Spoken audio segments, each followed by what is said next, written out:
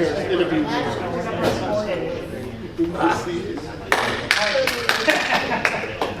My voice is not big enough for this room. That's why they didn't. Anyhow, thank you for coming to the candidate forum. We're going to start off with rural effort. And all yours. Okay. Thanks for having me here this evening. I spoke, some of you might remember that I spoke, I think last July to the Lynn Neighborhood Association. If you don't remember me and you were here, then I didn't do a very good job of that, so I apologize. I'll try to do better tonight. I'm just going to give you briefly my background and what my platform is, and I kind of want to save most of my time to hear what your top concerns are in this neighborhood, and also to let you kick the tires and ask me or interrogate me however you see fit.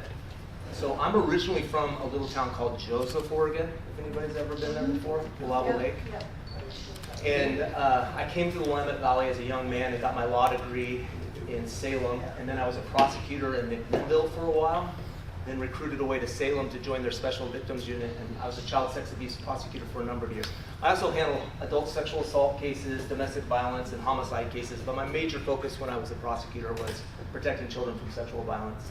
I was then recruited away by a national organization to do child abuse intervention work at the national level. And after a short time working in Washington, D.C., I was recruited away by a global human rights organization, which asked me to lead multinational teams in Africa. So that's where I've been for the last 8 years. I was first in East Africa, in a country called Uganda. Anybody been to Uganda before? Okay, you're aware of it. Big Civil War. Right, that's right. So there was a 21-year civil war, and after the civil war, there was all these ex-militants coming back to these widows and orphans, and they drive the widows and orphans off their land using all kinds of violence. So I worked with a team. We would go and find these women and children in the bush. We'd get them legal title back to their land in the court, and then we'd go after the violent land raiders and prosecute them, hold them accountable. Then I was asked to go to West Africa, where I worked in conjunction with the U.S. State Department, UNICEF, which is a subsidiary of the UN, and West African governments, and we would work to rescue child slaves and prosecute slave traders and masters in West Africa. The State Department also gave us some money to go to the Middle East and rescue women who had been trafficked for labor or for sex, but it was very difficult to get any traction on arrest and prosecution in those cases. You were just going and getting them, under the cloak of darkness and getting them home. So all of that time I was living overseas, I was always a resident of Oregon. I've always been a resident of Oregon. And each year I came back, I'd come back for like a month or two, and it was like watching the frame by frame death of my state. When I was recruited away to Washington, D.C., more than a decade ago, at the time, Oregon was thought to be on the forefront of victim protection. So if you were good in law enforcement in Oregon, you were good anywhere. That's why they were headhunting people like me that had some success in child protection, because we were training other states in best practices of how to deal with child protection. And we are no longer on the forefront of anything. It's not just child protection, it's about any kind of victim protection, any crime statistic, or about any other measurable thing in the state of Oregon. And so it's never really been in my game plan. I'd be interested to see what the rest of the panel, if they've always wanted to run for politics, always saw themselves in a position of power, but it's never really been in my game plan to run for politics, but I feel duty bound to come back and be a wave of new leadership that's going to be focused on protecting people, promoting businesses, and making Oregon a place that is livable, that we can get off our knees and be proud of the place we live in. So the Attorney General is something that is somewhat of an ambiguous position that not everybody knows what an Attorney General does, right? I see you back there, Sam. There's always, I'm on the verge of shouting here. So the Attorney General is really nicknamed Oregon's top cop. It's a chief law enforcement officer in the state. And so it also is the chief child protection officer in the state, and it's the entity of the government that's supposed to prosecute and hold government officials accountable for corruption. So that's a good way of thinking about it. It's a good way to think about it. It's the state's hall monitor. It's the accountability wing of the state government, which I would argue, and I'd be interested to see if you'd agree, I think Oregon is really suffering at every level, both in the private and public sector, from a lack of accountability across the board. So the first thing I want to do is Oregon has become a drug depot state. Portland is sort of the epicenter of that, with fentanyl, methamphetamine. We could all probably talk for hours about ballot measure 110, decriminalization of drugs, and House Bill 4002, which is somewhat recriminalization of drugs. It's also kind of floundering here in Multnomah County. And we don't disagree. We all have our own opinions, and we probably argue about it. But one thing I believe we should all agree on is that people shouldn't be making money off of exploiting addiction and crushing families and communities. And we need to hold people that are the foreign drug cartel and people that are trafficking drugs in our state need to be held accountable. And I plan to do that. The Attorney General is supposed to run point on all organized crime across the state. That includes human trafficking, which is astronomically high, drug trafficking, which is astronomically high, and organized retail theft. And so I want to work together with law enforcement leaders across the state, and I have been endorsed by an overwhelming number of law enforcement leaders across the state, and I plan to work with them to start building a strategy and a collective plan to make it exceedingly difficult to deal fentanyl and methamphetamine in the state of Oregon. That's my number one priority. The second thing is, if you know about me, if you listened, hope you did, my entire adult career has been working towards protecting children, sometimes other groups, but mostly children from exploitation, abuse, and neglect. I've done that at the statewide level, I've done that at the national level, and I've done that internationally. And I am, I'm frustrated to the point of tears about how bad Oregon is, as a parent of an 8-year-old, how bad we are at protecting our children right now. Oregon has seen a 5,000% increase in online exploitation of children. Online exploitation of children. So if you have kids, you know that there's never been more access to your kids in your home because of cell phones, iPads, and online video games than there is right now. And people are making a lot of money off of exploiting kids, coercing kids online. And our resources haven't really changed much at all in the last decade and a half to deal with the problem. And I plan to make that a top priority. The Attorney General is the entity that holds DHS accountable. And DHS has been in the news, if you've watched, has been regularly in the news for mishandling foster care cases to the point of huge lawsuits and unfortunate losses of life, which like we saw this year. So you can count me as somebody that's going to hold DHS accountable and work very hard to protect our children. Not by what I say. I'm not a politician who makes fake promises. That's what I've always done. That's my career. And the third thing is holding corrupt officials accountable. And let me just pause on that one for a second. So there's corruption where somebody misuses their public office, and I hope that whoever's elected in this group today would never do that. And those people need to be investigated and held accountable if they're misusing their office. I think we all agree with that. But Oregon also has a soft corruption problem, and let me describe that. So there's a lot, I would say that the legislature's allocating a lot of money. There's a lot of money going down. A few people are getting rich and nobody's getting better. That's the way I would describe Oregon's government right now. So if you have a problem like addiction or something like that, the legislature will allocate $500 million to deal with addiction. That will go down to the governor's office and then to the state agencies, and from the state agencies to the implementing agencies on the ground. That's how the money flows. But if you look at that money spent, you probably notice that there's lots of money spent on homelessness. And I'll ask this group, is it getting better? Is something changing? No. There's lots of money spent on addiction. Have you seen something get better? Or is it changing? So what's happening with the money? Well, if you look at if you pull the Secretary of State's audit, you look at it and you'll see $5 million missing here, $10 million unaccounted for here. If that was a bank, there would be an investigation immediately. But in Oregon, it goes in the Oregonian, it goes in the Willamette Week, and maybe the Mercury. Everybody shrugs their shoulders. They say, wow, I can't believe that happened. And then we go back to the legislature the next year and they say, 500 million didn't work. Let's allocate 600 million. And so you see the snowball grow, but nothing's actually changing on the bottom. So the Secretary of State's job is to audit government spending. The Attorney General's office is to investigate spending that doesn't make sense, that looks suspicious or could be fraudulent. That hasn't been done, and you can count on me as somebody that's going to do it. So, and to summarize, I want to hold drug traffickers accountable, I want to hold corrupt officials accountable, and I want to do everything within my might, every bit of power I have to protect our children from exploitation, violence, and abuse. These are not sexy or controversial things, they're fundamental things, but we've run away from the fundamental things in Oregon that make government work, and we need to get back to the basics. Then we can argue about all of the fringe politics that Oregonians love to be activists on so much. But let's get down to the things that we have to do to protect our people, because I learned this very clearly in my time working overseas in developing countries.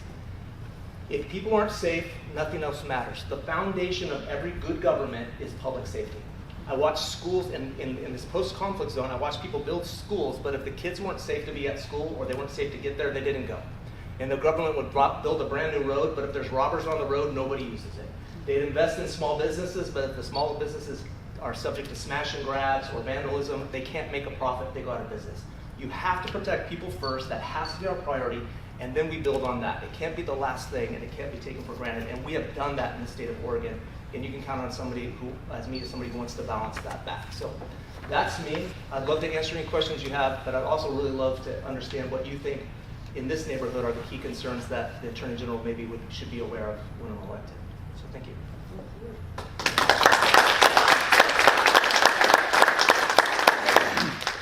Do we have any questions for Will? I have one. I want to understand, and I think I sent this to Abby. Abby, thank you, Abby. I should remember that. We have a daughter named Abby. About 3115 and how that is going to impact Portland's ban on camping, if at all. Well, so look, I mean, it starts with the Boise versus Martin case, if you know what that Right. was. These are federal cases, not Oregon cases. And then it was Grants Grants Pass. Pass case.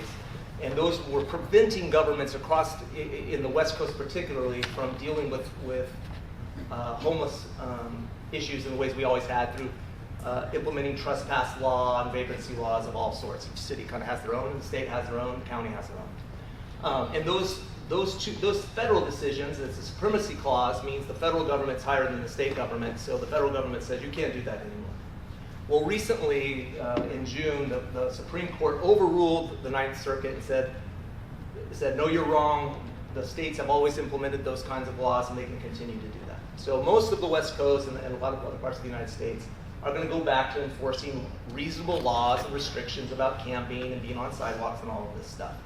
But Oregon, through House Bill 3115, who the person I'm running against voted to pass, we codified in our own state law, we codified the Grants Pass case. In fact, we went beyond that. It's actually more expansive than what the local courts were saying. So it's going to be very difficult for cities across the state to start enforcing.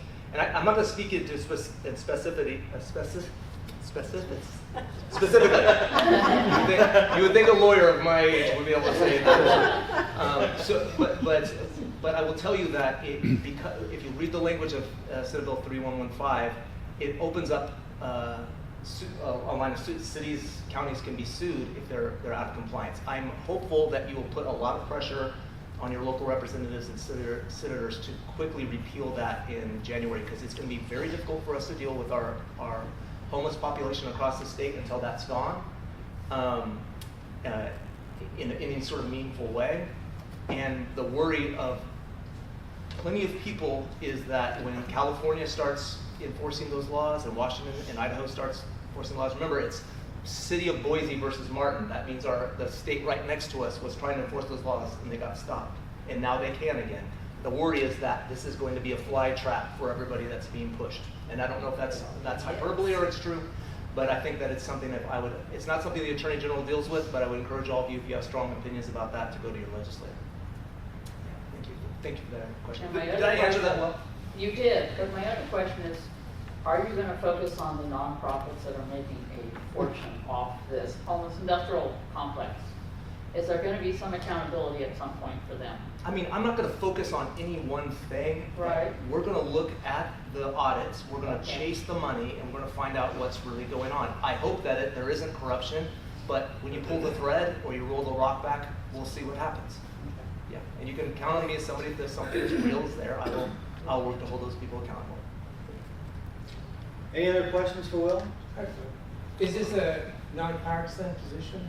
I wish. No, it's a partisan It is. decision. It should be a nonpartisan decision. But I mean, it's partisan. how will you get your message across to the majority Democrats in this state? Because the message you gave is pitch perfect. but you need to talk. Well, like if they just assume that you're Republican, that's it. They're going to tie you to. Do you know I'm a Republican? Do I look like a Republican? I'm I wearing do. the suit that gave me. Well, I'm a Republican. Right. So I consider myself a hat-filled Republican if you're around long enough to know what that means. But so two things. There's two ways that a Republican wins this race. One is that One is that you spend a lot of money, like you raise a bunch of money, you go run commercials, and you do, that's within a statewide, that's what you have to do. And two is you work on the grassroots. You get on the ground, and 2 becomes 4, 4 becomes 8, 8 becomes 16. Because if you don't know who I am, and if you never hear me speak, all you know is I'm a Republican. Yeah, exactly. But if you hear me speak, you might know that I'm really not a very partisan person. I'm a problem solver, and I want to make things better. And so I count on people like you to spread the word in your community, to say, yeah, I know I don't like that Republican, but this person's different. Go to their website, learn more about them. So I'm doing both things. I'm raising money at a record-setting clip, and I'm going to run a campaign ad that's going to be true, and I'm not going to say anything that's not true about my opponent. And I'm in neighborhood associations almost every day, sometimes multiple times a day. I'm going to ethnic communities, immigrant communities, micro communities, all in Salem, in Portland, in Eugene, anywhere people let me speak. I'm going to the people because I believe what I'm saying is true, and I want to also hear the truth or what people are experiencing in the different parts of Oregon, so I have a better idea for who I'm representing. Yes, sir. I have a question. It seems where crime, there's no accountability. Yeah. Especially homeless people. They commit one, they go downtown, they're released the same day. A couple meetings ago, there was an officer here. He told me that one guy had been arrested 400 times. Don't you think that's a little ridiculous? Is that a rhetorical question? You can only ask the officer here. Yeah, there's a lot of things at play. So, Officer that was running here for office. Is that true? we have underfunded the police. Portland. It's not the police's fault. Right. It's after they get arrested, nothing happens to them. There's a Yeah, here someone's to go. They weren't going to show up for court. We passed it. We passed essentially a catch and release, what's nicknamed the catch and release bill, Yeah. and that's made it very difficult for jails across the state to hold people accountable pre-trial. So, again, that's another opportunity for our legislature to make changes in 2025. But we're stuck with it right now. It's the law. Any other questions for Will? Does your opponent have a law enforcement or prosecutor background? He does not at all. My opponent's been a legislator for almost 10 years, I believe. He's been in leadership in the House, and I would say is responsible for a lot of the bills we've just described tonight. He doesn't have any significant law enforcement credentials at all. And I think it's probably his biggest qualification is he's running as a Democrat. If you take the Democrat away, I don't think this is a very close race. And it should be a nonpartisan position. I would change that today if I could. Thank you. Yeah. Can I just make a quick plug, and I apologize to all the gentlemen around me. If you want to get involved in my campaign and be part of this grassroots movement that's really starting to grow with us, you can go on my website, it's willathrop.com. You can talk to Abby, you can write letters, knock on doors. There's lots of ways you can get involved. And Sam has a sign-up sheet back there too. If you're not really online, please sign up, and we'll try to be respectful of the information you give us. But I'm very, very thankful for you having me here tonight. I know this is a more close to home race, and so I'm just honored that you let me speak. So thank you. Thank you.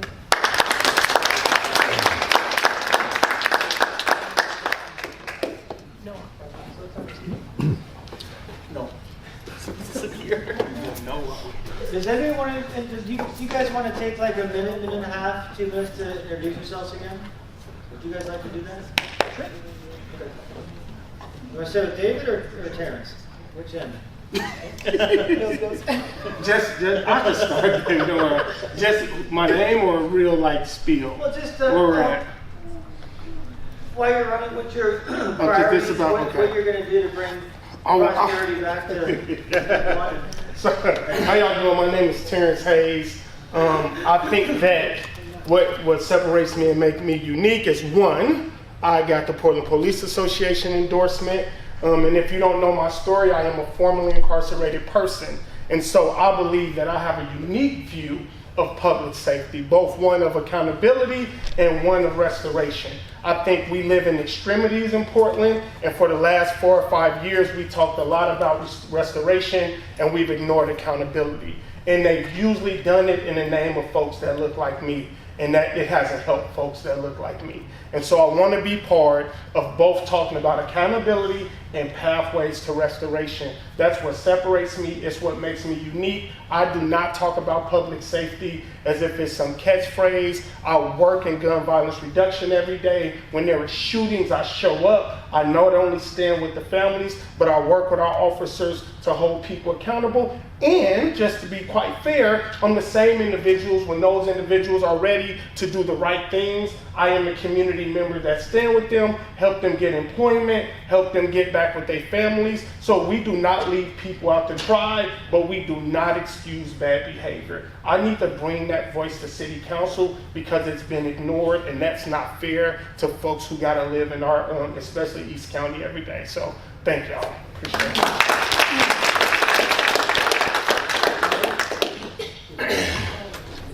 Yeah, my name is Mike Sands, and I'm running because I have two priorities. All of us know what the major issues are here. You know, you've got homelessness, you've got gun violence, you've got drug abuse. I would add to that, you've got hunger. People are going to bed hungry every night here in Portland. But the problem is nobody is looking at the root cause of this, which is poverty. District 1 has more poverty than any other district in Portland. And I was amazed to find out that our child poverty rate in District 1 is twice that of District 4. I also noted that between 1980 and 2021, the average income of all Oregonians increased by 19%. The average income of the top 1% of the wealthiest Oregons increased by almost 700%. Somehow, all the money seems to be going to the wealthy. We've got to change that. And this has occurred because, among other things, government policies, laws, regulations, procedures. So one of my priorities, if I get elected, is to see that the city does nothing to increase the wealth gap between the wealthiest and the poorest Portlanders. We have got to start getting the poor above the poverty line, and then we can deal with these other problems. My second priority is the form of election. We are starting something new in Portland. It's called ranked choice voting. But what you aren't always told is there's actually two separate ranked choice voting systems. The one that Will is competing under is called a single winner. And that means that whoever gets elected Attorney General is going to have the support of a majority of the voters. It has to be. It's built into the system. You don't get elected till you have a majority. But the other system, the one that all of us are using, is called multi-winner. And not only do you not have a majority supporting the winners, you're not allowed to have a majority. Here in Portland, you get elected to the city council if you have 25% of the vote, which, if you think about it, means that there's 75% who are not supporting you. I don't believe in that. I believe that the people who get elected should have a majority support behind them. And so my second priority is going to be to change this system so that everyone who gets elected is supported by a majority of the voters. Now, it's going to take a lot of work. I have been here before. I have served 8 years on a major city council. And it was the city council under the city manager form of government, which is what we are converting to here in Portland. Mike, I'm going to have to cut you off. I will just say I think my experience would be a help. And if anybody would like more material, see me after the meeting. I'll be happy to give it to you. Thank you.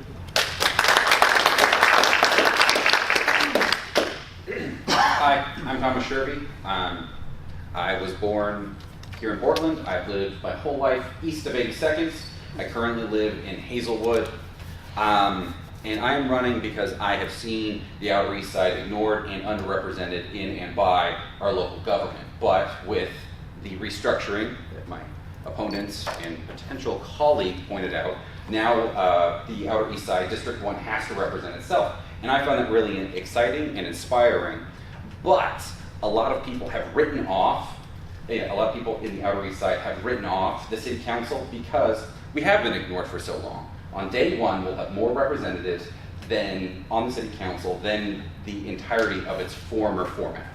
So I want to be your voice for the City Council. I want to make sure that whatever your concerns are, whatever you are worried about on the Outer East Side, that it is brought to the forefront. There we go. And so that's really my platform. I, of course, have my own agenda. I want to fully fund Portland Street Response and expand that to 24/7. That would be my highest priority. I've seen it in action, and I've seen that it works, and I know that that is going to be part of the scattershot approach to alleviating the drug epidemic, the homelessness epidemic. I feel like that's going to be one of the prongs, but that's a big net to cast. Anyway, the point is, I want to be your voice. I want to amplify your worries and concerns, but more importantly, I want you to get out and vote. If I don't resonate with you, I want you to find a candidate that does, because for the first time in a long time, District 1, the Outer East Side, could have a hand on the wheel of government by people who actually are from here. So I think that's cool, and I encourage you to either look me up or look one of the other candidates up. Find someone that resonates with you. Find the 3 candidates that resonate with you, and vote for them, just so that you know someone you approve of is, bringing your voice to the City Council. Thanks, Thomas. Hi all, I'm Dean Salazar. First I want to say I am pleased to meet Bernie Sanders here. And so I have a record of fighting for change, as well as fighting for the interests of forgotten communities that have been underinvested in, such as the autistic community, the foster youth, which Will just talked about the crisis they've been in for several years now, as well as fighting for a lot of change at the local level and being an independent voice, which I think is something that we are going to need on Portland City Council in order to have someone who is both an independent voice and with my record of coalition building to get things done. Since I was, according to my colleague Michael Smith, rated as one of the top 3 district leaders in the Multnomah Democratic Party, which I know some people might sound like a low bar, but it's actually not. There's a lot of work that needs to be done, and there's a lot of work that I believe I can do. So what I want to focus on is simple. I'm focusing on the bread and butter issues our district really needs right now, and that is getting the homeless off the streets, off the sidewalks, into designated shelter and camping sites, where we are able to provide them with mental health services, access to care, job training, employment opportunity services, service navigators that are able to navigate both city and county systems. We don't need a center for this. If we simply use the places that we have and coordinate, we will be able to do this effectively. My second priority is accountability. I think that we need a nonprofit oversight board so that is able to recommend audits, so that we are able to ensure that every single dollar that we are spending is going towards the public's interest and is in the best use of our funds that are being taxed out of you all, because every single penny is precious. My third focus is investment in the community. We really need to ensure that East Portland, which as he pointed out is the least invested part of Portland, we need to really invest in blue collar jobs. So my program, with the homeless, which emphasizes job training, employment opportunities, we can later expand that to more low-income communities as well, and build up our district as a very blue-collar, worker-oriented district where people go to trades instead of going to the rest of the city, which is like a college city. And then I also have to talk about public safety. I've seen and experienced consequences. Yeah, we'll have to get to some questions. No worries. No, go ahead. My name is Noah Ernst, and I'm running because fundamentally I want to make the city of Portland better for you. And one of the ways that I will do that is something that we haven't had in East Portland, which is just listening to the people of East Portland and advocating for that they want. I think all of us have felt what it's like when the city of Portland ignores us. And that just can't happen anymore. And it's time for people to have representatives in East Portland who listen to them and understand that our job is to represent them, not simply tell them what we think is best for them. And that's fundamentally the first reason I'm running. You know, I believe that we're in a state right now where it's clear that we don't have enough law enforcement and that we need to increase the per capita law enforcement so that it's commensurate with other cities our size. And that's about having police available and having them have the resources they need to respond when we need them, right? And, you know, the catch and release program has been mentioned here, and as some of you know, I work for Radio Cab, and we had a person who was released in Coos Bay under that program who promptly came directly to Portland and murdered one of our drivers. That's not acceptable.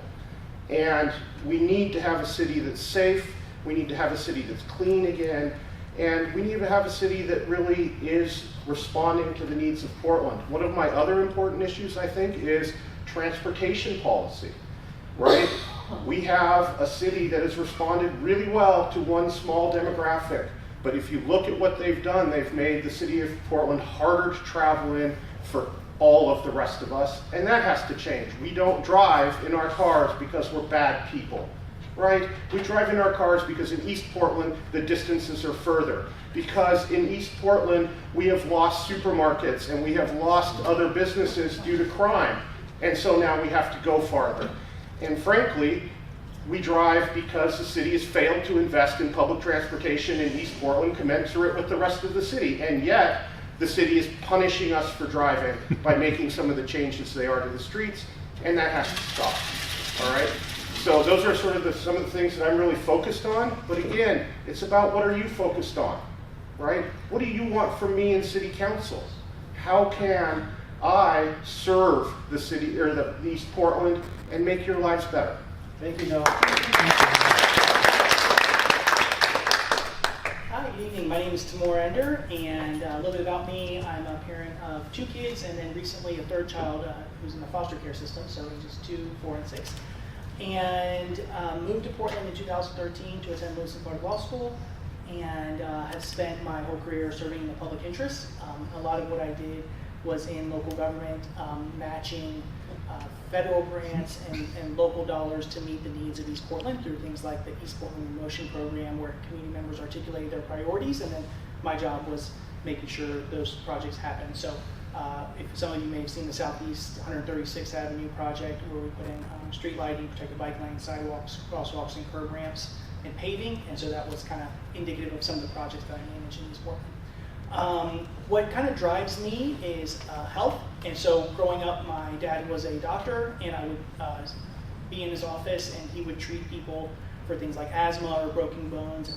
While he was diagnosing people, I was kind of diagnosing the city. I could see how poor housing led to poor health outcomes, unsafe streets led to broken bones, poor air quality led to asthma.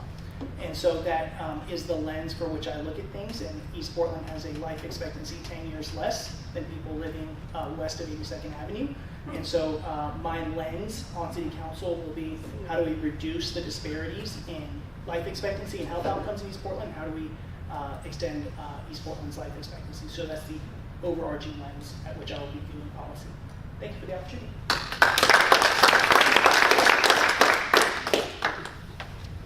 Hi everybody, my name is David Lynn. I also serve on the Centennial School Board as a school board member, and I'm actually president of the Centennial Community Association, so just your neighbor community association a little bit to the east. We actually had a great event just this weekend, a concert in the park with over 400 people. I grew up here in Portland. I grew up along 82nd. I grew up in the Montevilla neighborhood, and so I've seen how our city has changed over the past 20 years. And I have been somebody who has always dedicated my life to service and then gaining the experience to be effective at that service. As I said, I was growing up here. I went to Madison High School and then went to school for political science and history at Portland State. Got immediately involved with my neighborhood association because I'm always trying to focus on what's the positive solutions. How can we get actual results for the people in our community? So I've gone thousands of hours, hundreds of meetings, I've planted hundreds of trees throughout our community here over the last 20 years of just dedicating myself to the East Portland. During that time, I raised a family. I have a 15-year-old son who goes to Centennial High School, and now I'm seeing those concerns of the parents as well in our community, where they seem afraid to have their kids on public transit. They're afraid to send their kids to the public parks. They're afraid themselves to walk to our local supermarket. And that is completely unacceptable. And we need to have that kind of sense of urgency in City Hall. And so, as I said, I was doing the volunteers, and then I went back to education and got my master's degree in local government. Again, how to have that experience to really hold people accountable. Doing things like contract management, where the city does not manage their contracts at all. They don't hold their contractors accountable. And that's the kind of scrutiny that we need in our city councilors. They're the ones that need to be the eyes and ears of the city manager. Because of course we're not going to be running bureaus again, but we are going to be representing the community. So my big pillars, of course, are getting people off the streets. We've got to get people off the sidewalks and into meaningful housing and services so that this stops this rotation of seeing people come back onto the streets and then be shuffled on to another neighborhood.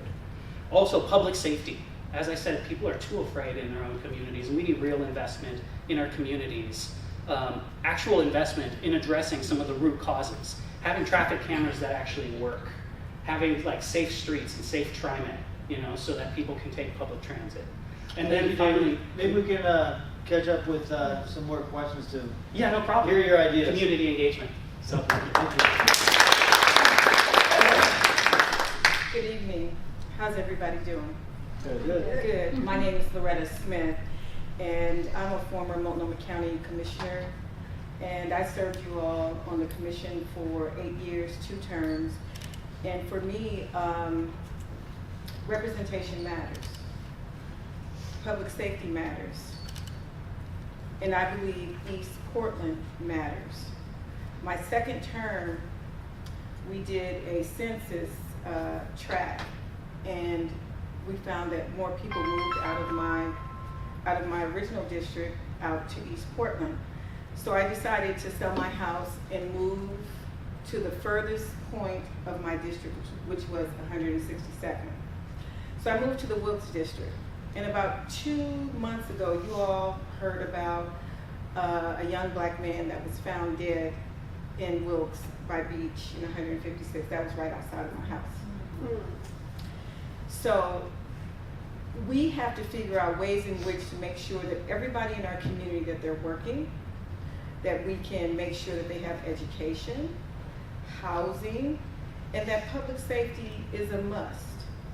We have to be safe in our own communities when we walk down the street and go to Wilkes Park.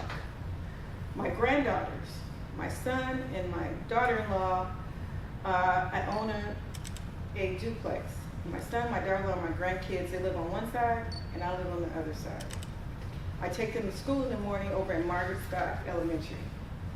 And for me, that is probably one of the best things as a grandmother, one of the best things that I can say that I live for every single day.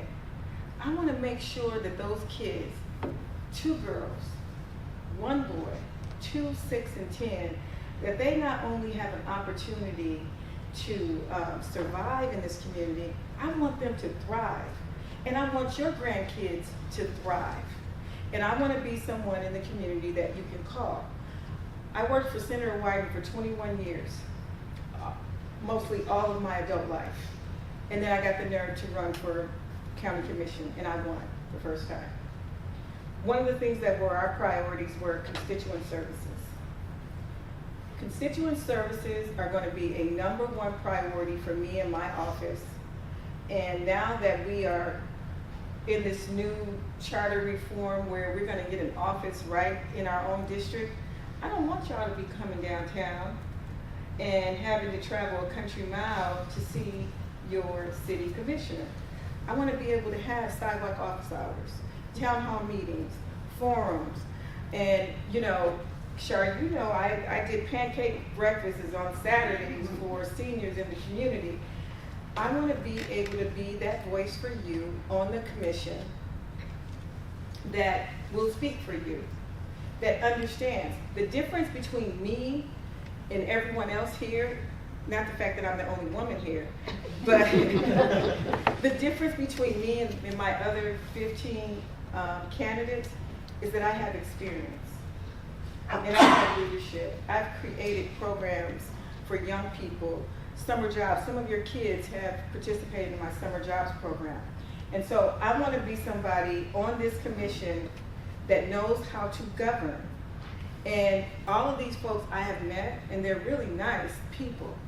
And it would be great to work with any of them. But I know for a fact that we also need some people like me who has served in government before, who has even worked for elected officials, who know how government works, how money comes down, how we can get things into your communities. And so for me, it is an honor to be able to be here tonight. I thought that all 16 of us were going to be here tonight, but this is what I'm talking about. Representation matters. Thank you. David, you want to finish up for another 15, 20 seconds? Yeah. Oh, I was just going to go into community engagement, which is my passion, of course, because it is important. It's not just saying that you represent people and then don't show it. We need a systemic approach in Portland because we've left neighborhood associations and neighborhoods to just fend for themselves. And the city says that they have a system and then they just don't do anything about it. We have a major problem at our coalition offices not supporting the neighborhoods, and that's something we're going to change. We're going to make sure that we have a systemic approach to make sure services are getting into every neighborhood. Thank you. Does anybody raise your hands, questions for, ask your individual candidate, address them and ask them a question? I have one. Sure. Thomas, Yes. you really like Portland Street Response. Yes. What one incident can you tell me about that you were impressed with? The one that sticks out in my mind is not something that I was impressed with, but something that didn't happen. So I was coming home from work. It was during the heat of last summer. I was still working at Fred Meyer, and it was about 7 p.m. I think, no, it was 8 p.m. because it was after hours. And there was a gentleman on Stark Street up after 122nd who was obviously having a mental health crisis. He was taking off his clothes in the middle of the street and hitting himself in the side of the head. And he really needed help. And so I'm like, wow, this is a perfect incident for Portland Street Response because I've seen them helping people in crisis when I work downtown. I've since fortunately moved back into East County, or the eastern part of the city, helping people in crisis. Nothing pops out, just getting people the resources they need, getting people transported to where they need to go. But this gentleman, clearly, like this is tailor-made for Portland Street Response because he's not hurting anybody except himself and potentially other people if there's a traffic accident. So I call 911, and Portland Street Response isn't available because it's after hours, because they weren't funded to be 24/7. And so I told the operator what was going on, and they said, well, they tried to get somebody out there. And everyone knows ambulance response times are really low, or not really low, actually, really, they take a long time. And unfortunately, I couldn't stick around to see what happened to this gentleman because I have to get home to take care of my kids. So that's what sticks out in my mind. I've seen them helping people downtown. I've seen them giving out, oh my gosh, stuff that people need. There's a word for it, but it's falling out of my head right now. But it's that instance, that one moment where they were needed. Like, it wasn't police that were needed, it wasn't fire, it wasn't EMTs, it was Portland Street Response. This gentleman was having a mental health crisis, but we weren't funding the service that was there to help him, or that was supposed to be there to help him. And that's why that's what stuck with me the most, is that there are people that, all over the city, that are after hours needing help, and we aren't funding the thing that would give them that help. So, Do you know how many limitations Portland Street Response responding. That person was out in the middle of the street. They can't do anything. I mean, I am not aware to the specifics. I would love to. There's a list. There's a list you can find on their website, I think. It tells you, like, they can't go into homes. They can't help someone who's out in the middle of the street. There's a list of Well, that should definitely be restrictions they have. revisited. So a lot Because of that needs to be changed in order for them to really be definitely, efficient. yeah, it should be evolving and changing to meet the needs of people. But like I said, this gentleman Yeah, he needs didn't need to- law enforcement. Right. Didn't, you know, he was having a mental health crisis, and Right. it was very unfortunate. He needed to have access to the resources to help that would help him. And I feel like that's the core issue is access to resources.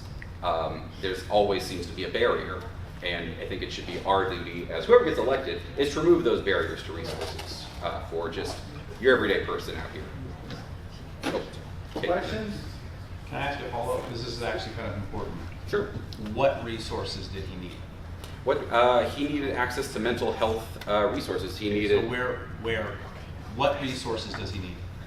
I'm not sure as to the specifics of his, what was going on, but like, he needed to see a doctor. He needed. How would he get there? He would need to be transported. By who? I'm not 100% certain as to how Portland Street Response works, but yeah, they would need to. They constitutionally can't. It's legal. Okay, so how should they be transported there? So this is the problem: is that Portland Street Response is a wonderful resource. Yeah. A wonderful resource. Yeah. They're not a first responder, and Yeah. the reason they're not. So you call 911. Yes. For a first responder. Okay. And so the challenge becomes, what outcomes are we looking for? Portland Street Response was constructed by a commissioner as an adversarial construct to change the first response model to move calls away from law enforcement. Yeah. In order for that individual, and I've done it, Mm-hmm. in order for that individual to be helped, you need to block traffic, right? Because being in the middle of the road is dangerous. Sure.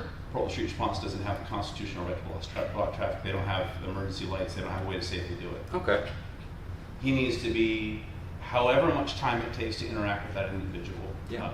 Project Respond has the constitutional right to put holds on people. Okay. Street Response models based on the accreditation they receive cannot put holds on people. Okay. So we could change that though, correct? No. We couldn't change. No, the accreditation that street response groups get prohibits holds. Okay, cool. So if we wanted to merge them with Project Respond in the county, then they could. Then you could have a model. But again, this is where a woven public safety model, because again, I 100% agree with you that they're very important. Yeah. But it's really important that we're not hyperbolic about what resources can do what. It is the equivalent of saying you have a fire, but you have a group that can't bring hoses. It is so important that as we're talking about what resources can do what, we understand what outcomes we're looking for. Because again, you're saying he needs help. I agree with you. Yeah. Where do we take him?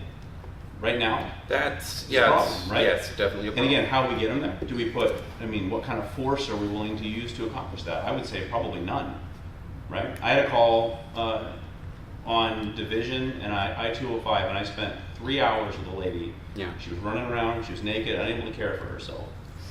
The Portland Police Bureau 20 years ago would have ran up, tackled her, put her in handcuffs, and taken her to the hospital. Okay. Entirely possible she would have been injured, bad things would have happened, whatever else. The current Portland Police Bureau did what I did and what my officers always do, which is spent 3 hours blocking traffic in the middle of rush hour. Okay. To the point that eventually she just walked over to my police car, and got in the car on her own, and I drove her to the hospital. And I opened the door, she walked in voluntarily. The Street Response can't do that. Could they be a resource that's available to come out? Absolutely. Could they come out and they spend some time with her? Can we figure out how to do that? Absolutely. Yeah. But one can't replace the other.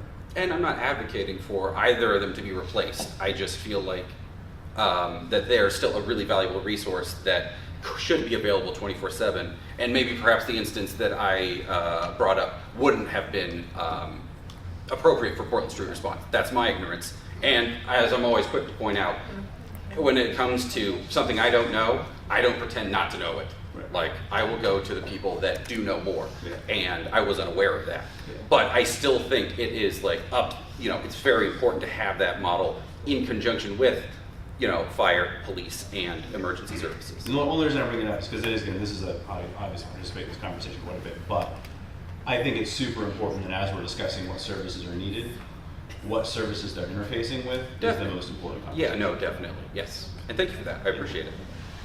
Does anybody have a question that is on this topic, or do we want to move on from this topic?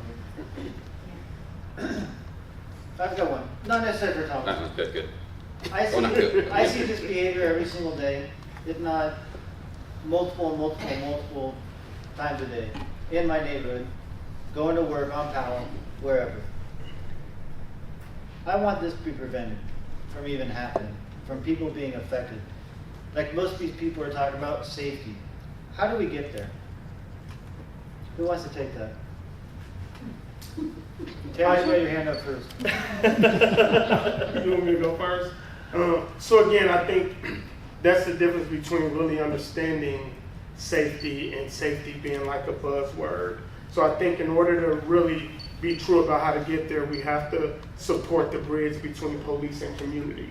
And there's a few reasons for that. One, when community trusts our officers, even when they make those calls, as Tom has seen, they can articulate what's needed for those individuals, and we can differentiate the difference between a mental health crisis, which we got to be careful there, because sometimes it's just drugs, right? Sometimes drugs is impacting the behavior of individuals. Drugs, mental health, and even a danger to themselves and others, right? And I think when you build the relationship between community and police, community can better articulate the needs there, because they probably see that person, as you said, they see them very often, they understand the behaviors, and they can talk about the difference. And then I think we have to stop with this narrative that's been painted of all officers, that somehow they have the inability to come to and engage without causing high levels of harm, right? I am the first person, I lost a cousin to police violence. But that does not mean, and I say that really clearly from the experience of my family. I don't want us to make this more than what was in my heart, which was my cousin was shot, right? And so when I look at that, I realize that it is a problem, one, that my community has to do better to protect its young people from those situations, and then we have to continue to build bridges with police so that when these things happen, we have outlets instead of those extremity of situations. So I think it's relational, right? We gotta build healthy relationships. We gotta stop acting like every police is looking to be murderous, because that's a narrative that just doesn't sustain and is not true. And we have to be honest about the limitations of even when we're talking about Portland Street Response, which I think is amazing. We have to be honest about those limitations. We have to stop polarizing entities that have the inability to do things, and we just got to keep a close eye on the entities that are service in our community. Police are not, there's a lot of things we can do to hold officers accountable, and I think our community is okay with that. But we also want to make sure that we're encouraging our officers and we're making them feel safe and comfortable when they come into these spaces. We got to change the narrative in this city that community and officers are contrary. If we don't, then what happens is that those individuals don't get the service they need, because we're either looking for something really, really bad, or we refuse to give them, we can't point out the need of the individual. So that's how I think we create safer communities. I'm going to get to you guys, and I don't want to hijack this, but I want to get to it before these crises start, because this isn't this person that Thomas is talking about first crisis. And the people outside of my house, this is not their first crisis. This is repeated. Like Aaron was saying, someone's let out 400 times. How do we stop this? How do we stop this culture, these people, day after day, having these crises? Who wants to take that on? Noah? So I think one of the first things it comes down to, obviously, is we lack services in Oregon at the level of other places, and certainly at the level we need, so that people get treatment for mental illness or get treatment for drug addiction before they're having mental health crises in the middle of the street, right? Obviously, by the time they've gotten there, the number of failures is got to be huge, right? So we need to invest in that. And the second part goes back to what the officer said, is that the reality is if you don't have a place to take someone when they're having a mental health crisis because there isn't enough treatment for mental illness or there isn't enough treatment for drug addiction, then all you're doing is moving them from one place to another. And it struck me when he mentioned that we took them to the hospital because my wife is an ICU nurse, and she will tell you that the police drop off mental health people at the hospital, and then they become violent with hospital personnel who are not trained to deal with aggressive mental health crises. They're trained to deal with medical issues, right? Mental health issues require a different level of training that often is not available in the ER. That's not what it was designed or set up to do. And so those are both things. You have to look at those realities, is that if we had sufficient mental health services and sufficient drug addiction services, we might prevent those people from ever being in that crisis in the first place. But we don't. And that needs to be something that we focus on, because preventing those incidents before they happen is far, far better and far more cost effective than dealing with them after they happen. The other thing we need to recognize is, and it's hard to say, when someone is having a mental health crisis, right, they are a victim of their mental health. That does not mean they are not a threat to others. And so when I'm at Radio Cab and we have a homeless camp for 2 years across the street, and we're watching mental health issues happen on a daily basis, and we're watching drug addiction issues happen on a daily basis, and the police aren't allowed to respond to homeless people, and one of those people comes over to our gas station with a hatchet in the midst of his mental health crisis and is threatening our gas jockey, right? I'm not necessarily thinking that his mental health crisis is the most important thing here. This is a violent person who is attacking my employee with a weapon. And that has to be taken into consideration, is that whatever the motivator is of that person's behavior, in the moment, that is a dangerous behavior to other people, and that requires a response that can handle that dangerous situation, that is trained to handle that dangerous situation. And ideally, then that person could be taken to a place after the response was right, taken to a place where their mental health issues could be treated and their drug addiction could be treated. But those places have to exist.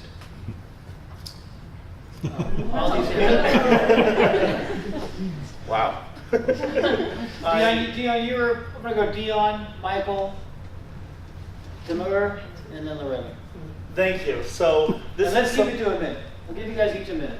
All right. So all right. So I've been working on this issue for several years now, especially in regards to the foster youth and autistic community. And I want to remind you that there's a good portion of the foster youth who are going onto the streets becoming addicted to drugs because they're already primed for addiction from past trauma, et cetera, et cetera. So what we need to do is, as is what he's saying, invest in preventative care. But there's so little access to mental health right now in Portland. For example, one of the only autistic specific mental health facilities in Oregon shut down last year. That is a crisis.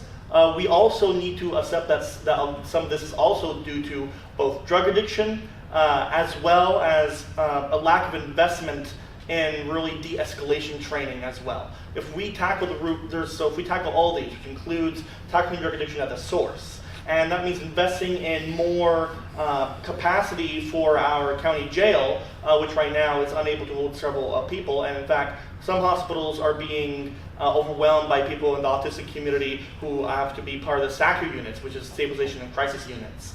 If we tackle those by building and having a lot more beds and stuff like that, and if we invest the funds, which the county is refusing to do, in the county jail, which we can leverage the joint office contract to get those funds there, then we will begin to see that begin to be a first good step to the long-term solutions, so that we stop seeing this every day.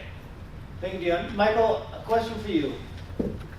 Do we need to come up with a drug policy in Portland that is not so lenient to where drugs are still available, and so that there's consequences for doing these drugs? Because this leads to a lot of behavioral problems and eventually mental health. Okay, you've changed the subject now from which I was prepared to answer, but I'll deal directly with that. In the 1970s, President Nixon declared a war on drugs. we were going to bring the heaviest criminal sanction we could. And so people were going to prison for 20, 30 years for drug use.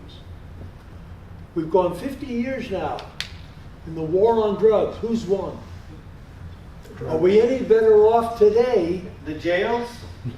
The Jails are hospitals? swamped. The hospitals? We can't handle them. But public safety is I will just tell you suffering, the this. businesses are suffering, the neighborhoods are suffering. Well, I will just tell you this. I have been in the study of criminal law and criminology all my working life. I was a trial attorney, I was a law professor, I sat as a judge, pro tem. I don't think the answer to solving a drug problem is applying heavier criminal sanctions. We have proof it simply hasn't worked. Now, what happened here in Oregon was a bold experiment where they, quote, decriminalized the small use of drugs. But the problem was they didn't provide any reasonable alternative with the resources. So you were suddenly decriminalizing and there was nothing else left. And so it got so bad that they have now recriminalized. What is your solution? What is the policy that you're going to put forward? I would like to see a system of treatments which can be forced upon people, regardless of whether they're naked or not, but is outside the criminal sanction. Because sending him to court, sending him to jail, letting him out then without any treatment. Do we have harsher payment or harsher penalties or accountability for drug dealers and suppliers? Would that be a solution, Michael? That has always been a solution. Now, I haven't practiced law in Oregon, so I can't say for sure that the policeman could probably deal with this. But where I was in California, dealing drugs was always a substantially more serious crime. Never got plea bargain, and basically there were prison sentences. So the user was definitely treated separately from the dealer. But when I started practicing, I realized that possession of a small amount of marijuana was a felony that put you to prison. It no longer is, Timur. I was going to ask everyone to close their eyes for a minute and picture the neighborhood of Irvington. And then picture the neighborhood of Hazelwood. And so what I see is, my experience is that the neighborhoods that are most well-resourced are the safest. So when I go to Irvington, I see curb ramps, I see sidewalks, I see street trees, I see shade, I see proximity, well served by transit. And in East Portland, a lot of what I see is massive parking lots, a lot of gray space, a lack of tree canopy, and even the boundary of District 1 is defined by I-205. And so I guess my main point is, the city government does not control mental health, except maybe through a joint office contract. It does not control the county jail. What it does control is making sure our dollars are invested equitably in every neighborhood, and that has not happened. And my bet is that there is a stronger chance it will happen now because we have 3 people from each district, and hopefully everyone who does get elected to represent East Portland will make sure city dollars come to East Portland. But what we also know is that Hazelwood is one of the highest areas with gun violence, and that is due to a lack of, if you look at the public space, a lack of parks, more challenges accessing parks, and a lack of street lighting too. And then one policy thing that I would push is continue to support the ceasefire program, which provides wraparound case management to those most at risk of committing gun violence. It has street level outreach, works to prevent retaliatory shootings, and has another piece of place-based intervention and community events and activation. So I think we have to look at the bigger picture and the environment that these things are happening in, and I think it's no surprise that Hazelwood, when you compare it to other neighborhoods, has higher incidence of gun violence. I'm sorry, but I think you have it backwards in this case, Timur, and let me tell you why. So, the first off, I think one of the reasons we have lack of investment is unfortunately due to a lack of private investors wanting to invest in areas with large concentrations of homelessness. I think that is something that makes logical sense to everyone. That's something that we need to solve. And second, and I think the problem isn't more of a lack of parks. I think it's the fact that we have so few police officers on the streets here in East Portland. Like you maybe like see one, you might get lucky to see one police car drive through the region per day, and that's on a good week, mind you. So we have a lot of lack of investment, a lot of lack of attention here to East Portland. So what we need to do is to solve these problems, and which is what I've been proposing. We need to get them off, like everyone is saying, we need to get them off the sidewalks, off streets, into designated shelter and camping areas, providing them with all those comprehensive services, and also investing in more police patrols in the areas, ensuring we have Portland street response rolled out here, as well as ensuring we have what we are concentrating on getting drugs out of our communities. Because let me tell you, so my family, I'm the only one in my family to never have been arrested, mind you, going back 2 or 3 generations now. And so when people are talking about like punishing people for drugs, I more think of when I think of people going to jail for drugs, I don't think of it as a first response because jail should never be a first response for anything. At the same time, I think of it less as criminalization and more of both a last resort and a way to get them to rock bottom so that they are able to sober up in those areas. At the same time, as I've been saying, our jails lack resources and lack beds. We need to fix that. And if we dangle the joint office as a red line and we are hard, then we can get the county to change. But we're going to need to elect people who are willing to be hard on the county if they're elected to do that. And that's what I'm willing to do. I've been a Maverick my entire record. I just need to address I'm going to give Timur a 30-second Yeah, response. I would just do a rebuttal real quick. So I majored in criminology. I went to law school, and there are things that are evidence-based that does address gun violence. You can look at gun violence through a public health lens. That doesn't diminish the role of police, but it does say there are environmental factors such as green spaces and pavement and other factors, street lighting, that do make a huge impact on gun violence. And I think that is a fact, and that's been studied by public health professionals all over the country. So I'm not... Timur, the problem is that a tree can't grow in our neighborhood because once the site is cut down, so then it goes back to... Yeah, so we also have a lot of city code needs to be changed. Sure. Yeah, so I would just advocate more. I'm going to say something. Sure. Go ahead, sure. I agree with you. I'll suspend. Terrence, what you said is when I talked to the police and they've endorsed me 3 or 4 times for running. I want you to come with me into the community so we can build relationships in communities of color where we have police involved shootings, that people are not disfamiliar with you. And let me just tell you this. I've never seen a kid that I've worked with doing a drive-by on their way to work. Did you hear what I said? I've never seen them doing a drive-by on their way to work. All this is fine and that's great, y'all. But we gotta start talking about real things. People need to eat. People need a job. They need a roof over their head. You'd go crazy too if you didn't have a job or had money. If you didn't have a place to lay your head down. How do you think that you would act in this environment?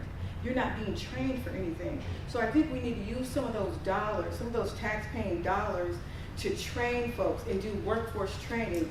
I own a company now called Dream Big Communications. And one of my contracts is with the Interstate Bridge. And what I do is go out and talk to communities and tell them about this billion-dollar project that's happening. And guess what? We need 20,000 workers, and we don't have 20,000 workers. We got to put these folks, we're in a labor shortage. We got to put our young people and our young families that don't have jobs, we need to put them in training programs so that they can get jobs. This is about jobs. People will do better when they can do better. Now, it's easy for you to give up on life when you don't see anything as a future. I haven't given up on Portland.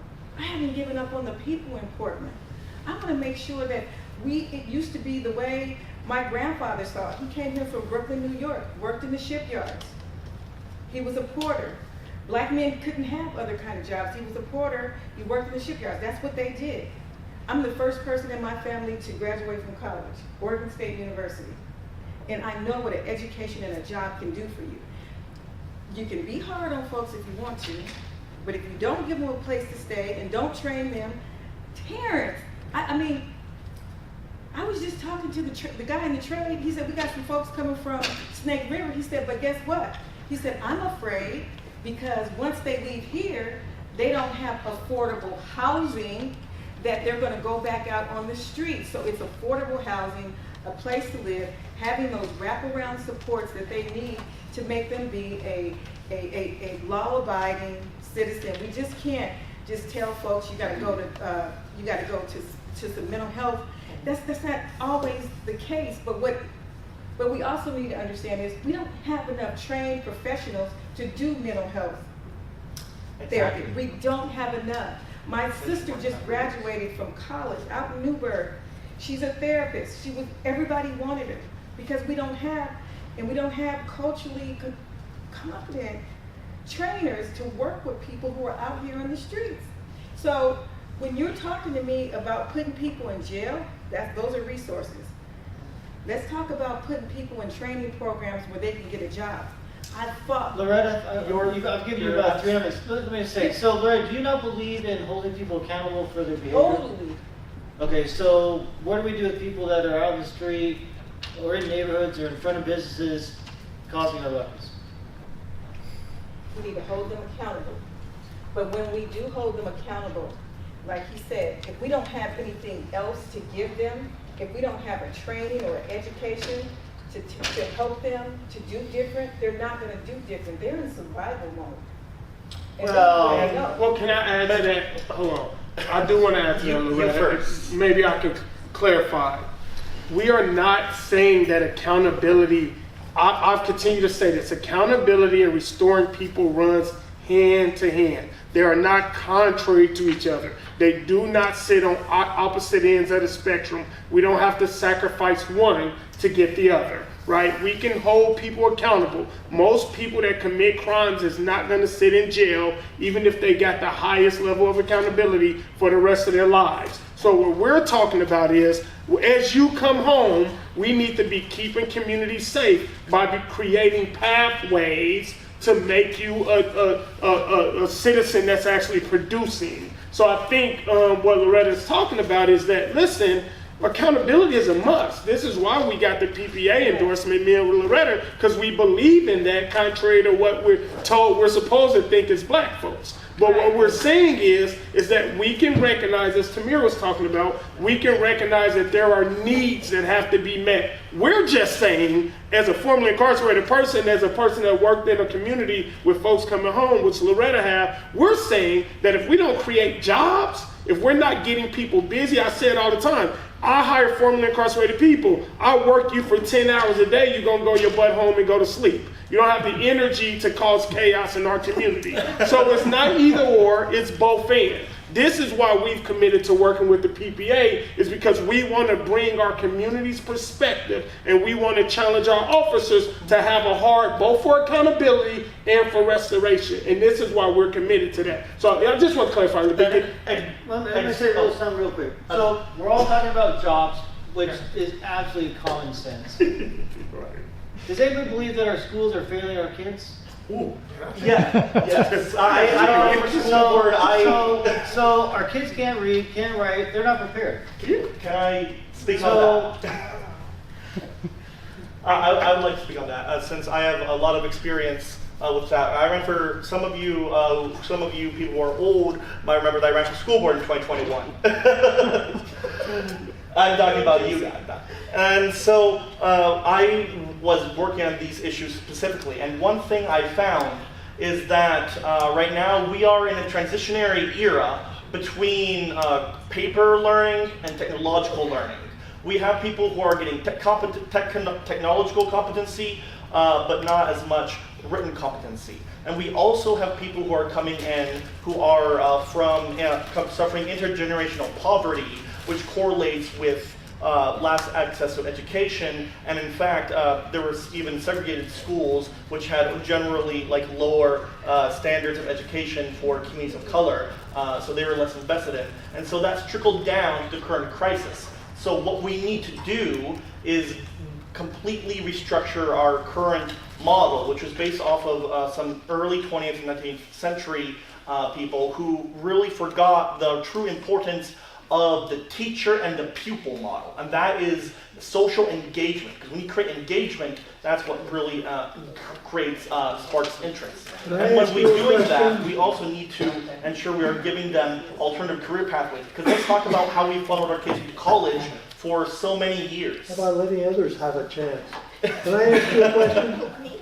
Why are you asking us about school policy when there's a school board that has control?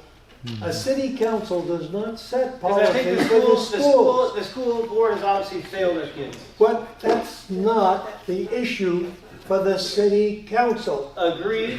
So I then just why want aren't to we get discussing I want the to get your issues of the city perspective on it, council? because we're talking about jobs, we're talking about people that need help, that can't get jobs But we're because they're not not talking educated. about schools. So how do we get them there, Michael? And so the schools actually do have career development centers. I know that Douglas School District has one. So that's one way we can actually collaborate with school districts on job training programs related to city policy.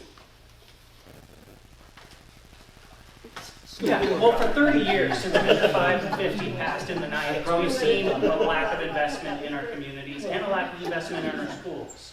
In Centennial, we just recently passed our bond measure, and we thank the voters for that, because we have seen a revolution in the way that the kids view the way they come to school.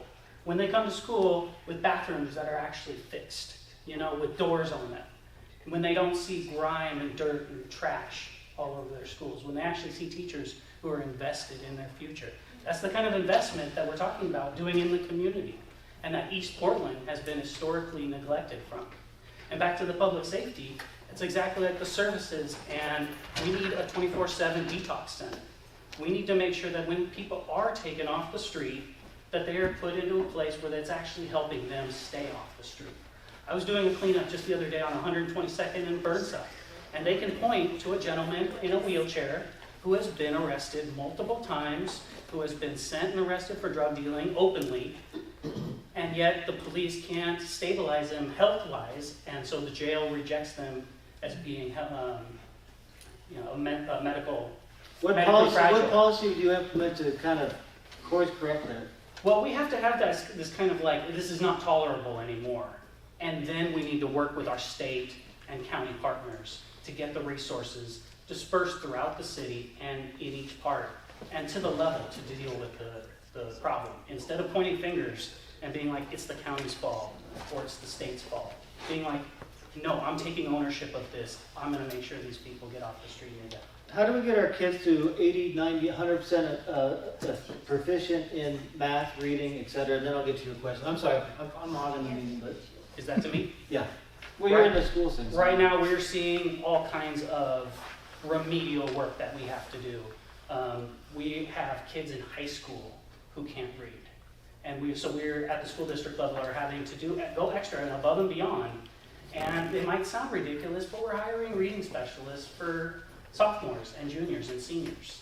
And that's the kind of above and beyond. If we want to start tackling these issues, if we don't want to see ourselves talking about the same things in 5 years, we need that sense of urgency and to really go above and beyond, acting like this problem might get worse. We might have more than 5,000 people on the streets coming up in a year or two. The economy could go down. The stock market could tank like it did in 2008.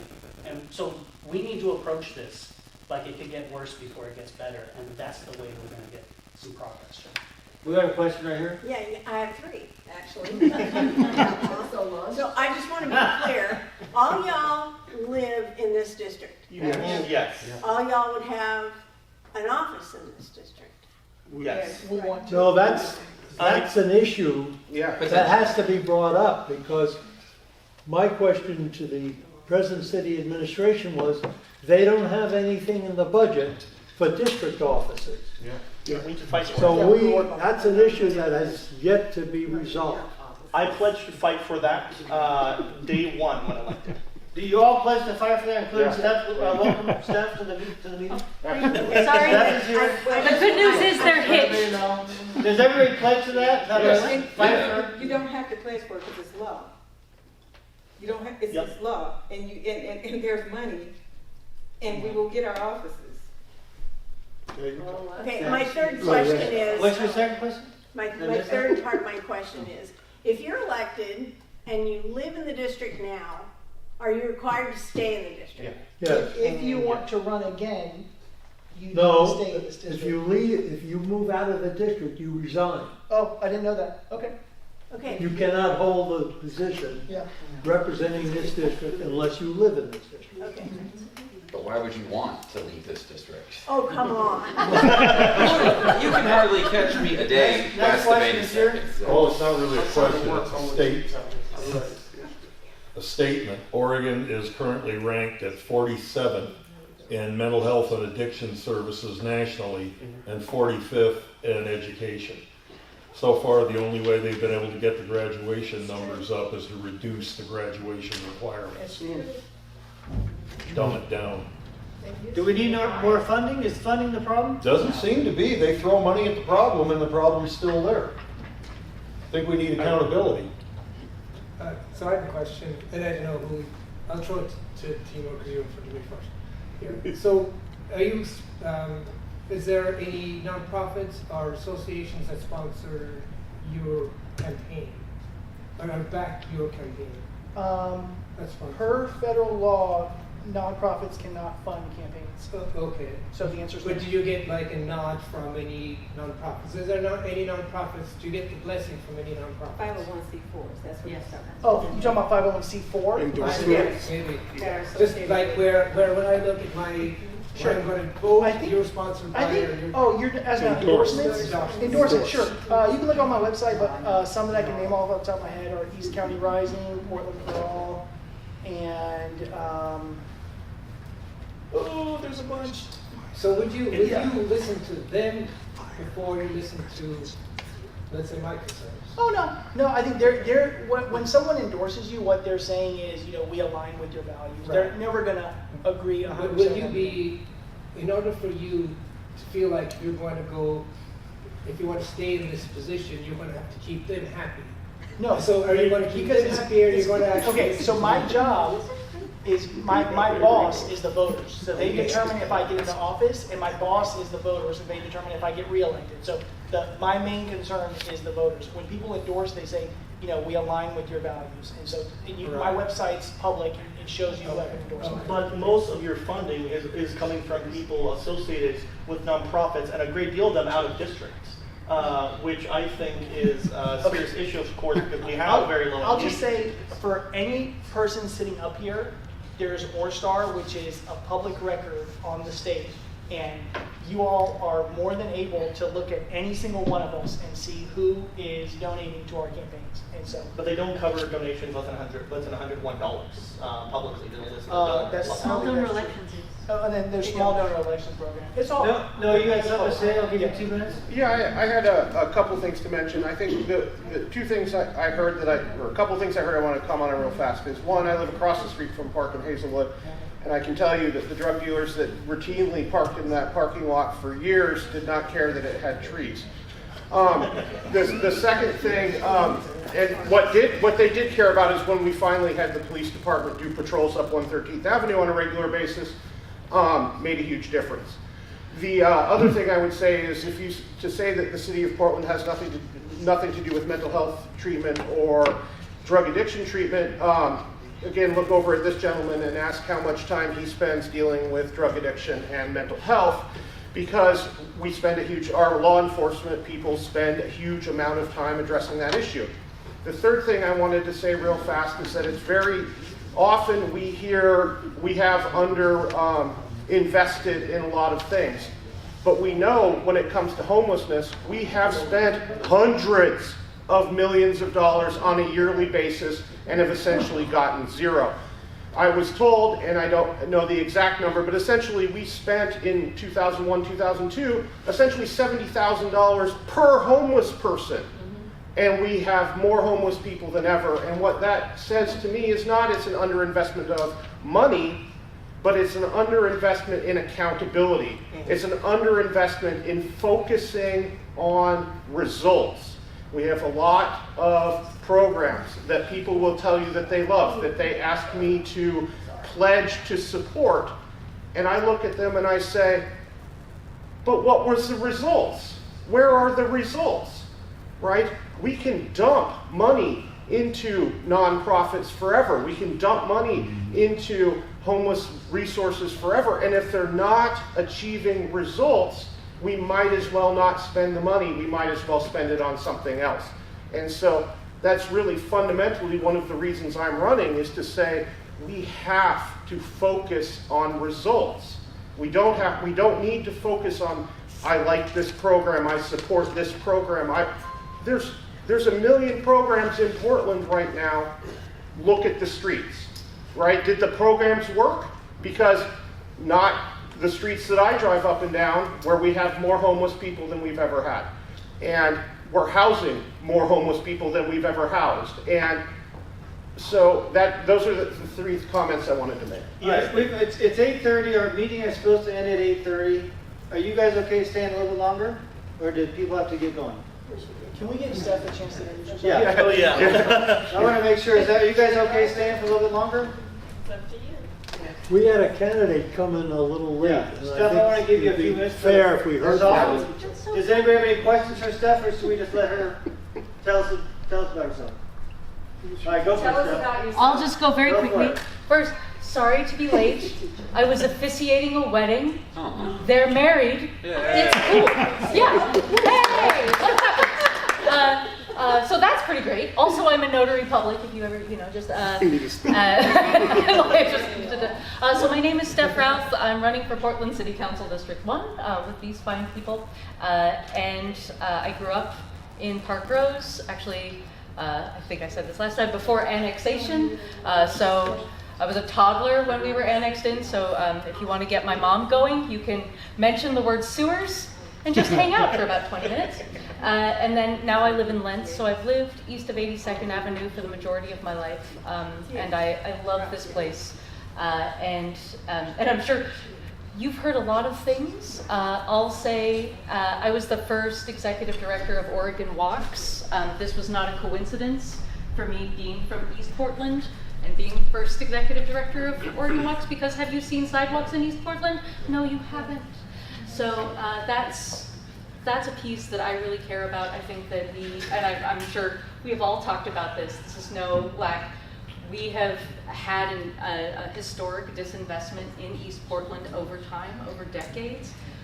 Because we get 3 people on this new city council, which is one more than in the cumulative history of city council, we have the opportunity to determine our own future and discover what it could be to create a thriving East Portland, and I am so excited to do that.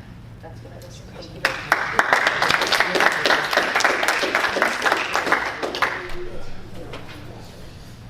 Well, if nobody else has any more questions? I wanted to, this gentleman brought up a question that I think should be expanded. You were talking about endorsement. I think you should be talking about contribution. That's where the influence comes in. Yeah, I think, and that's what I mean. If people are walking back from this meeting and they're thinking about trees is our biggest concern, then they're deaf as posts. It's like they can't.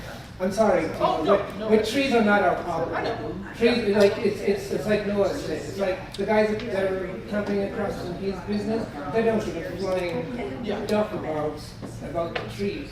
We hit trees in our street with our pulled down because the campers pulled down. You go down Springwater Trail, and it was once like in the 90s, there was like huge programs to replant there. They're destroyed. And it's like, and these are the poorest neighborhood in the city, and these are the green spaces that we can't even use because we're frightened to use them.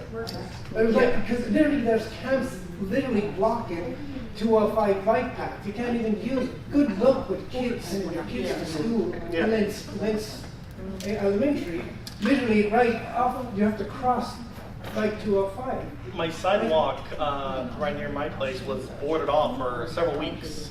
There's a sidewalk on my street and both sides of the street, right near Halsey. So I get what you're talking about. Yeah. And we need a lot more accountability. Like people, you're blind at this trees. I know that there's enough people you think you might get in votes on that, but that's why I want to. If you get voted in, I want you to hear my concern, and not the people who have endorsed you or sponsored you. Sure. Like because they were like, their biggest issue is that trees, because they live in west of 82nd, where there's less crime and they're less concerned about campsites because they can live in a safe neighborhood. Sure. So our side, east of 82nd, it's night and day. It's a tale of two cities. And so just being endorsed by people who've got funds and they live in the west side, that doesn't help me. Yeah, and I'm not endorsed by people on the west side. Well, I'm just saying a lot of the endorsements and contributions might come from that side. I don't think issues here are like. I don't think there's any more questions. I just want to say, somebody was talking about Irvington, where you don't see the problems that we have here.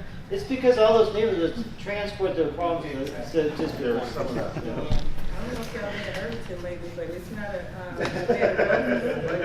I got family. Yeah.